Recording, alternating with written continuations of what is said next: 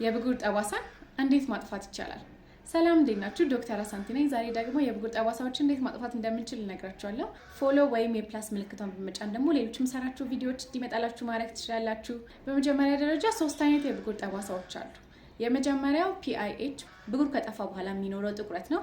ሁለተኛው ደግሞ PIE ይባላል። እሱ ደግሞ ብጉር ከጠፋ በኋላ ብዙ ጊዜ ቀዮች ላይ ነው የሚሆነው። ይሄ ደግሞ የበለጠ መቅላት ነው። ሶስተኛው ደግሞ አክኒ ስካር ነው። ይሄም ደግሞ ጉርጉድ ያሉ ስርጉድ ያሉ ፊታችን ላይ ያሉ የጠባሳ ምልክቶች ናቸው ማለት ነው። እነዚህን በምን ማከም እንችላለን? PIH ከሆነ ወይም ጥቁረት ከሆነ የሚያስቸግራችሁ እንደ ቫይታሚን C፣ ትሬቲኖን ወይም ደግሞ አጉልካ እንዲሁም ደግሞ ትራንዛሚክ አሲድን ማድረግ እንችላለን ማለት ነው።